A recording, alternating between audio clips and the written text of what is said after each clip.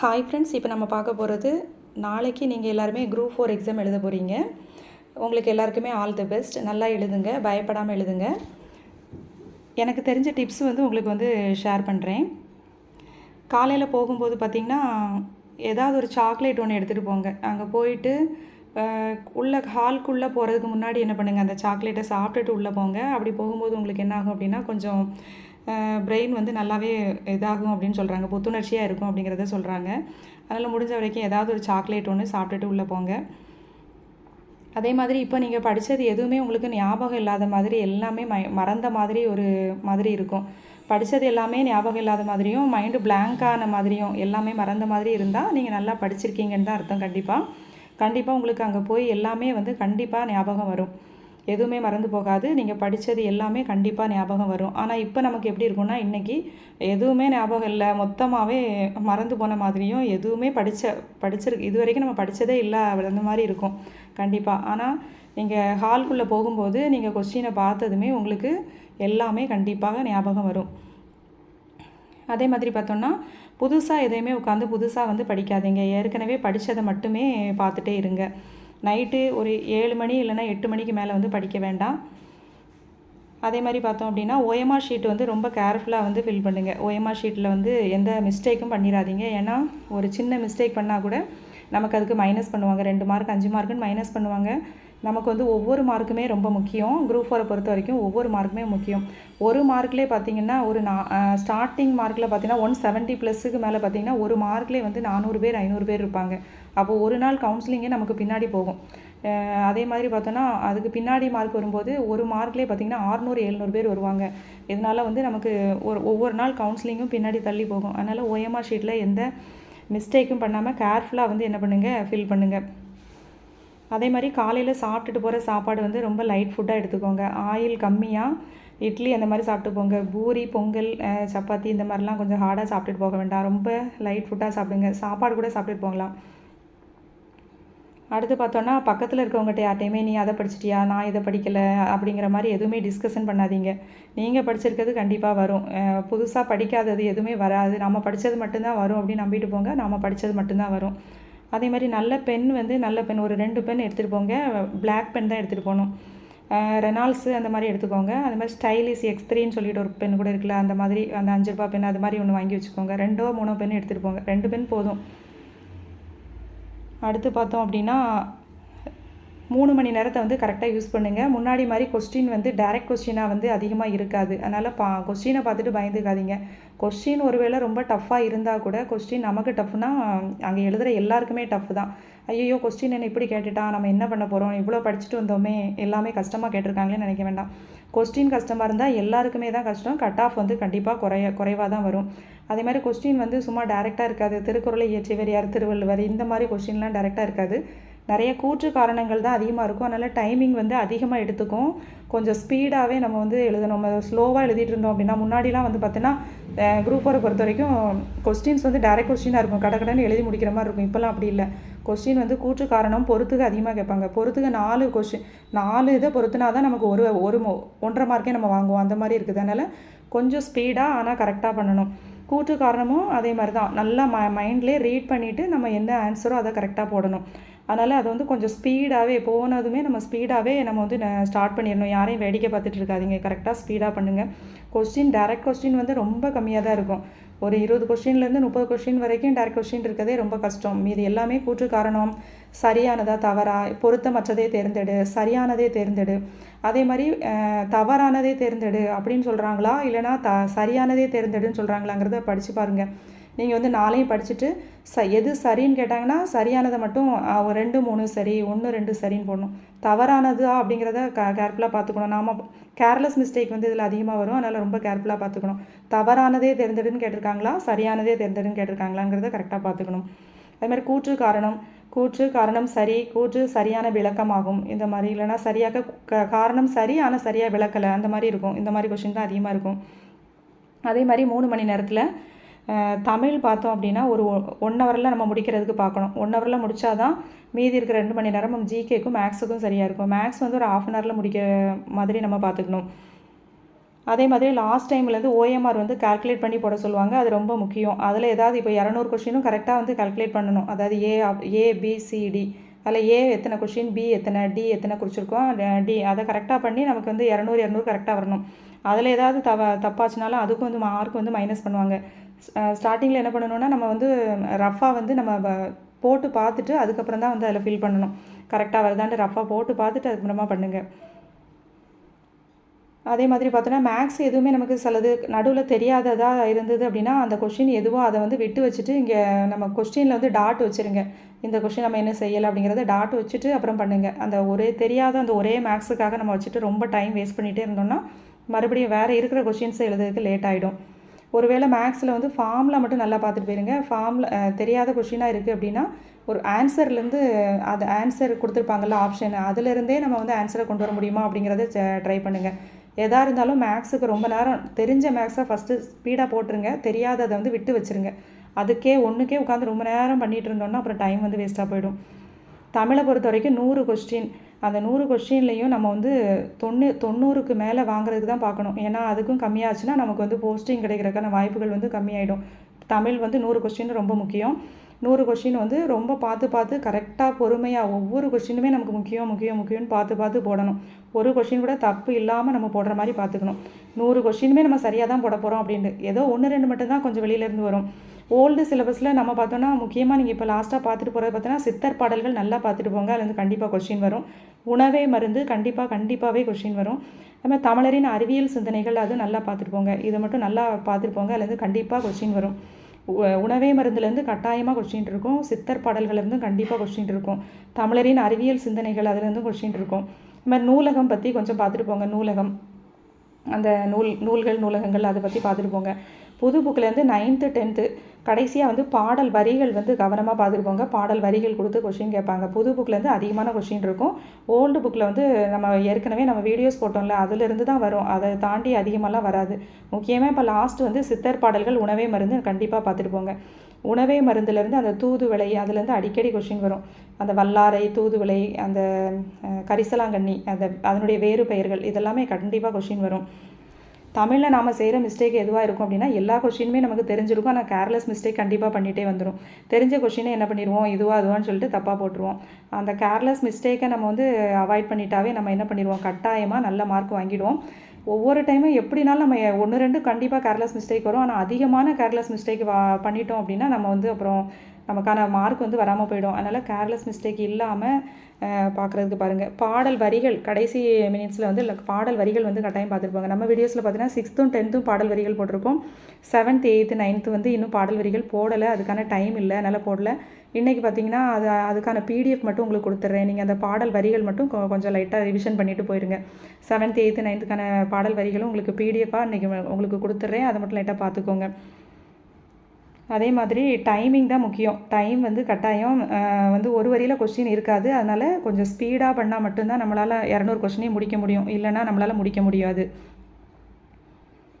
அடுத்து பார்த்தோன்னா மேக்ஸு வந்து ஈஸியான கொஸ்டினை வந்து ஃபஸ்ட்டு போடணும். தெரியாத கொஸ்டினை அப்படியே விட்டு வச்சுட்டு அப்புறமா லாஸ்ட்டாக தான் போடணும். அந்த டைமே நம்ம வேஸ்ட் பண்ணிட்டு இருந்தோம்னா கட்டாயம் எல்லா கொஸ்டினையும் வந்து முடிக்க முடியாது. தெரியாத கொஷினுக்கு ஆன்சரை கொண்டு அந்த ஆப்ஷன்லேருந்து ஆன்சரை கொண்டு வர மாதிரி நம்ம லாஸ்ட்டாக பார்த்துக்கலாம். ஐயோ நிறைய கொஷின் தெரியாத மாதிரி தான் இருக்கும். ஆனால் நம்ம போட்டு பார்க்கும்போது கட்டாயம் வந்து அதுக்கான ஆன்சர் வந்து வந்துடும். ஜிகேயில் பார்த்தோன்னா சயின்ஸில் வந்து நம்ம என்ன தான் படிச்சுட்டு போனாலும் நமக்கு தெரியாத கொஷின் தான் அதிகமாக வரும். ஒரு 6லேருந்து 7 கொஷின் தான் கேட்பாங்க. அதனால் ஒன்றும் பிரச்சனை இல்லை. அமிலங்கள், காரங்கள், நோய்கள், உரங்கள், பூச்சிக்கொல்லிகள் இந்த 3 தான் ரொம்ப முக்கியமானது. இதை நல்லா பார்த்துட்டு மீதி இருக்கிறதெல்லாம் நம்ம பார்க்காம போனால் கூட அதில் மொத்தமே 6-7 கொஷின் தான். அதில் ஒரு 4 கொஷின் சரியாக போட்டுருவோம். மீதி இருக்கிறதுல அப்படி இப்படி நம்ம போட்டால் கூட 1-2 சரியாக போயிடும். 8 கொஷின் கேட்டாங்கன்னா கூட நம்ம 6 கொஷின் நமக்கு சும்மாவே சரியாயிடும், கரெக்டாகிடும். ரொம்ப ஒன்றும் ரிஸ்க் எடுக்க தேவையில்லை. இது பார்த்தாவே போதும். ஹிஸ்ட்ரி வந்து நாம் போட்ட வீடியோஸ்லேயே நம்ம வந்து கொஞ்சம் ரிவிஷன் பண்ணிட்டு போயிட்டாவே அதுவே நமக்கு போதுமானது. ஹிஸ்ட்ரியில் வந்து டாபிக் கம்மி தான். குப்தர்கள், சிந்து சமொழி நாகரிகம் இந்த மாதிரி அதை மட்டுமே நம்ம ரிவிஷன் பண்ணிட்டு போனாவே அதுவே போதும். பாலிட்டி வந்து ரொம்ப முக்கியம். பாலிட்டியில் வந்து அதிகமான கொஷின் வரும். 17 to 18 கொஸ்டின் வந்து பாலிட்டியில் வரும். அதிகமான கொஸ்டின் எங்கே அப்படின்னா தமிழில் 100, மேக்ஸில் 25, அதுக்கு அதிக வெயிட்டேஜ் வந்து பாலிட்டி தான். 15க்கு மேலே தான் கொஸ்டின் இருக்கும். அதை விட கம்மியாக இருக்காது. முக்கியமான ஆர்டிகிள்ஸு, அதாவது 10th புக்கில் ஒரு 3 பாடம் இருக்குல்ல, மத்திய அரசு, மாநில அரசு, இந்திய அரசியலமைப்பு, அந்த 3 பாடத்தில் இருக்கக்கூடிய ஆர்டிகிள்ஸ் வந்து நல்லா பார்த்துக்கோங்க. அதே மாதிரி பிரதமர்களின் வரிசை, குடியரசுத் தலைவர்களின் வரிசை, அது மாதிரி முதலமைச்சர்களின் வரிசை இது இந்த மாதிரி இந்த வரிசை இருக்குல்ல, அது ஏதாவது வீடியோஸில் ஷார்ட்கட் மாதிரி கொடுத்துருந்தாங்கன்னா அதை லைட்டாக இப்போ பார்த்துட்டு போயிருங்க.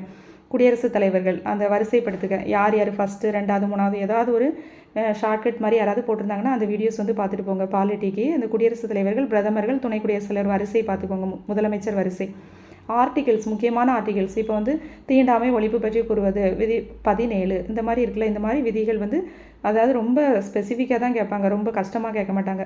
புக்கில் இருக்கக்கூடிய அளவுக்கு இருக்கிறது தான் கேட்பாங்க. அதனால் ஆர்டிகிள்ஸ் வந்து லைட்டாக பார்த்துட்டு போங்க. எக்கனாமிக்ஸுக்கு வந்து 5 ஆண்டு திட்டங்கள் இந்த மாதிரி நம்ம வீடியோஸ் ஏற்கனவே நிறைய போட்டிருக்கோம்ல, அதிலேருந்து தான் கொஷின்ஸ் வரும். எக்கனாமிக்ஸ் வந்து ஒரு 7 to 8 கொஷின் தான் வரும். நம்ம போட்ட வீடியோஸ்லேயே நிறையவே கவர் ஆகிடும். கரண்ட் அஃபேர்ஸ் பொறுத்த வரைக்கும் நாம் வந்து என்ன தான் படிச்சுட்டு போனாலும் நம்ம ஓல்டு கரண்ட் அஃபேர்ஸை கேட்பாங்க. 2 வருஷத்துக்கு முன்னாடி இருக்கிற கரண்ட் அஃபேர்ஸு எப்படி வேணால் மாற்றி கேட்பாங்க. இப்போதைக்கு உங்களுக்கு கரண்ட் அஃபேர்ஸ்ன்னு எடுத்துக்கிட்டால் சாகித்ய அகாடமி விருது பெற்றிருப்பாங்கள்ல அந்த இது, அப்புறம் விளையாட்டு வீரர்கள் பற்றி அது, அப்புறம் புவிசார் குறியீடு இருக்குல்ல அது கொஞ்சம் நல்லா பார்த்துக்கோங்க. கரண்ட் அஃபேர்ஸ் வந்து நம்ம எவ்வளோ தான் படித்தாலும் அவங்க வெளியிலேருந்து தான் கொஸ்டின் இருக்கும். ஓரளவுக்கு தெரிஞ்ச இந்த சாகித்ய அகாடமி இப்போ வாங்கினது, இதுக்கு முந்தின வருஷம் சாகித்ய அகாடமி கொஞ்சம் கேட்பாங்க. புவிசார் குறியீடு பார்த்துக்கோங்க. அது மாதிரி விளையாட்டு வீரர்கள் ஏதாவது இந்த ஓப்பன் டென்னிஸு அதில் ஏதாவது வாங்கியிருப்பாங்கள்ல அந்த மாதிரி விருதுகள் அந்த மாதிரி பட்டது மட்டும் லைட்டாக பார்த்துக்கலாம் போதும். அடுத்து பார்த்தோம் அப்படின்னா எக்கனாமிக்ஸு, கரண்ட் அஃபேர்ஸு, அப்புறம் யூனிட் 8 அது தனியான ஒரு டாப்பிக்கே கிடையாது. யூனிட் 8 வந்து நம்ம ஏற்கனவே ஐஎன்எம்மில் படிக்கிறோம்ல, அதுதான் வந்து யூனிட் 8.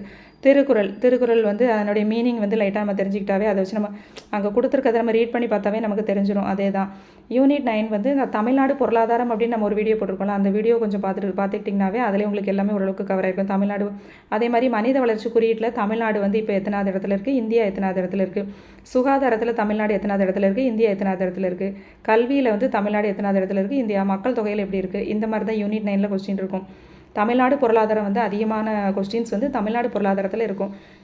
அதாவது 11th ஸ்டாண்டர்டில் 7வது பாடம், 11th எக்கனாமிக்ஸில் 7வது பாடம் தமிழ்நாடு பொருளாதாரம்னு ஒரு பாடம் இருக்கும். அந்த பாடத்துலேருந்து கூட நமக்கும் வீடியோ கூட அது போட்டிருக்கோம், அது கூட லைட்டாக பார்த்துக்கலாம்.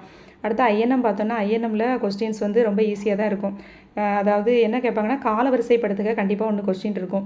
இப்போ ஒத்துழையாமை இயக்கம், சௌரி சௌரா இயக்கம், சைமன் குழு, கிரிப்ஸ்தூது குழு, வேவல் பிரபு வருகை இந்த மாதிரி கொடுத்துருப்பாங்க. நம்ம வந்து அதை காலவரிசைப்படுத்தணும். ஒத்துழையாமை இயக்கம்னா எப்போ நடந்தது, சௌரி சௌரானா 1922, சைமனா 1927, அதை அந்த மாதிரி நம்ம அந்த ஆண்டுகள் மட்டும் நமக்கு தெரிஞ்சுக்கிட்டால் நம்ம அதை வச்சு காலவரிசைப்படுத்துகிற மாதிரி கேட்பாங்க. அடுத்து பார்த்தோன்னா காங்கிரஸ் மாநாடுகள், அந்த மாநாடு வந்து எப்போ நடந்தது, இந்த மாநாடு நடக்கும்போது யார் தலைவராக இருந்தா, இந்த மாதிரி கொஸ்டின் இருக்கும். ரொம்ப ஈஸியாக தான் இருக்கும் ஐஎன்எம் வந்து. அதுலேயும் ஒரு 7 to 8 கொஸ்டின் தான் வரும். ஜாகிரஃபி பொறுத்த வரைக்கும் 10th ஜாகிரஃபி தான். அந்த 1 to 7 லெசன் இருக்குல்ல, அதுலேருந்து தான் கொஸ்டின். அதுவுமே பாதி யூனிட் 9 கவர் ஆகிடும், பாதி வந்து ஜாகிரஃபியில் கவர் ஆகிடும். நம்ம ஏற்கனவே ஜாகிரஃபிக்கு ஒன்றுக்குமே ஒரு வீடியோ போட்டிருப்போம். அதில் ஓரளவுக்கு நீங்கள் ரிவிஷன் பண்ணியிருப்பீங்க, அதுவே உங்களுக்கு போதுமானது. 5 to 7 கொஸ்டின் தான் வரும். நம்ம ஒரு ஃப்ளோவில் போட்டாவே ஒரு 4 கொஸ்டின் சரியாயிடும். நம்ம இன்னும் கொஞ்சம் டீப்பாக அதை பார்த்துருந்தோம்னா ஒரு இருக்கிற கொஸ்டின் எல்லாமே ஓரளவுக்கு சரியாக தான் போடணும். அடுத்து பார்த்தோன்னா அதிகமான வெயிட்டேஜ் எதுனா தமிழ் தான். தமிழ் வந்து கேர்லெஸ் மிஸ்டேக் மட்டும் அவாய்ட் பண்ணிட்டா தமிழில் மார்க் எடுத்துடலாம். மேக்ஸும் அதே மாதிரி. தமிழ், மேக்ஸ், பாலிட்டி இந்த 3மே ரொம்ப முக்கியம். இதிலே பார்த்தோன்னா 140 150 மார்க் இதிலே வந்துடும். மீதி இருக்க 50 மார்க் தான் நம்ம பார்க்குறோம். இது மாதிரி தெரியாத கொஸ்டின் நம்ம வந்து அட்டன் பண்ணும்போது நமக்கு எது சரின்னு நம்ம ஃபஸ்ட்டு நினைக்கிறோமோ அந்த கொஸ்டினை ஃபஸ்ட்டு வந்து டிக் பண்ணிடணும். மறுபடியும் மாற்றி இதுவாக இருக்கும் அதுவாக இருக்கும் அப்படின்னு மாற்றினோன்னா அதில் வந்து தப்பாயிடுது. ஃபஸ்ட்டு நம்ம மைண்டில் வந்து இதுதான் சரி நம்ம நினைப்போம்ல, அந்த கொஸ்டின் தான் சரியாக இருக்கும்.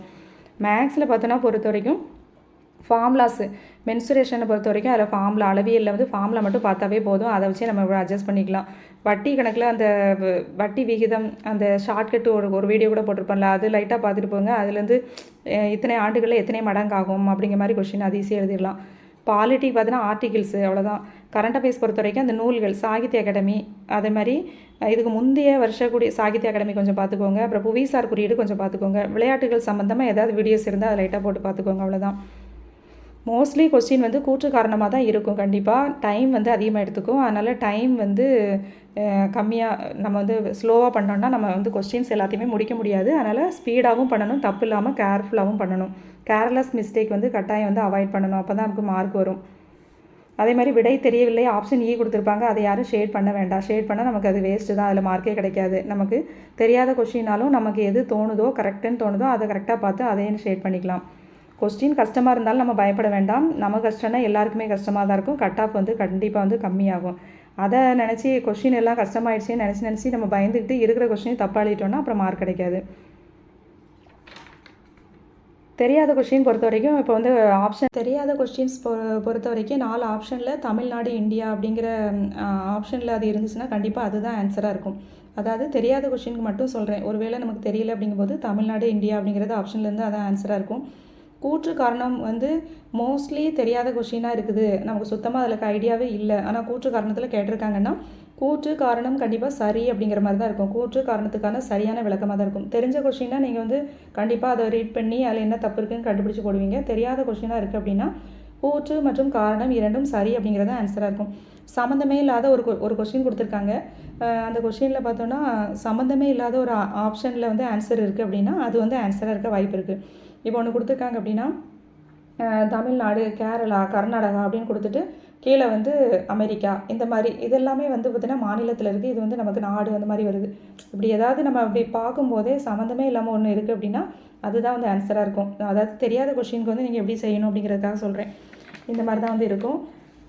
மற்றபடி ஒன்றும் பயப்படுற அளவுக்குலாம் ஒன்றும் கொஷின்லாம் அப்படி இருக்காது. ஒரு வேளை ரொம்ப கஷ்டமாக இருந்தால் கூட கொஷின் எல்லாருக்குமே கட் ஆஃப் கம்மியாகும். அதனால் ஐயோ இப்படி கேட்டுட்டாங்களே என்ன பண்ணுறதுன்ட்டு பதட்டம் ஆகாமல் இருக்கிறதுல நமக்கு என்னென்னலாம் தெரியுமோ அதை கரெக்டாக மட்டும் எழுதிட்டு வர பாருங்கள். எல்லா கொஷினுமே நமக்கு தெரிஞ்ச கொஷின் தான் வரும். கண்டிப்பாக தமிழ்லாம் ரொம்ப ஈஸியாக தான் வரும். ஏற்கனவே நம்ம வந்து நிறைய வீடியோஸ் வந்து தமிழுக்கு வந்து நிறைய கொடுத்துட்டோம். அதிலேருந்து தான் வரும். உங்களுக்கு ஓல்டு புக்லேருந்து நிறைய கொஷின்லாம் வராது. ஒரு 10 கொஷின் 10 to 15 அதிகபட்சமாக அதுக்கு மேலே வராது. அதுவுமே நம்ம கொடுத்த வீடியோஸ்லேருந்து தான் வரும். வெளியிலேருந்து நீங்கள் நிறையா ஓல்டு கொஷின் படிச்சுட்டு புக்கை படிச்சுட்டு தான் போகணுன்னு அவசியம் இல்லை. முக்கியமாக உணவே மருந்து, சித்தர் பாடல்கள் நீங்கள் கிளம்புறதுக்கு ஒரு மணி நேரத்துக்கு முன்னாடி கூட அந்த 2ஐயும் மட்டும் பார்த்துட்டு கண்டிப்பாக போங்க. கண்டிப்பாக அதுலேருந்து கொஷின் இருக்குது. அதே மாதிரி பாடல் வரிகளும் லைட்டாக பார்த்துட்டு போயிருங்க. பாடல் வரிகள் உங்களுக்கு மீதி இருக்கிறத இன்னைக்கு கண்டிப்பாக பிடிஎஃப் கொடுத்துட்றேன். Okay friends, all the best. நீங்கள் நினச்ச மார்க் வாங்கி நினச்ச டிபார்ட்மெண்ட்டு செலக்ட் பண்ணுறதுக்கு விசன் டிஎன்பிசி சார்பாக என்னுடைய வாழ்த்துக்கள். All the best. நல்லாவே எழுதிட்டு வாங்க. எதுவுமே பயப்படாதீங்க. பயப்படுறதுக்கு ஒன்றுமே இல்லை. ரொம்ப ஈஸியாக தான் இருக்கும் கொஸ்டின். என்ன நம்ம ஏற்கனவே படித்தது தானே, ஸ்கூல்ஸில் படித்தா அதே புக்கை தான் படிச்சுட்டு போகிறோம். புதுசாக எதுவுமே படிச்சுட்டு போகல. ரொம்ப ஈஸியாக தான் இருக்கும். பயந்துக்கிற அளவுக்குலாம் ஒன்றும் கஷ்டம்லாம் இருக்காது. ஒருவேளை கஷ்டமாக இருந்தாலும் பயப்படாதீங்க. எல்லாருக்கும் கட் ஆஃப் கம்மியாக தான் வரும். Okay friends, all the best. நல்லா எழுதிட்டு வாங்க.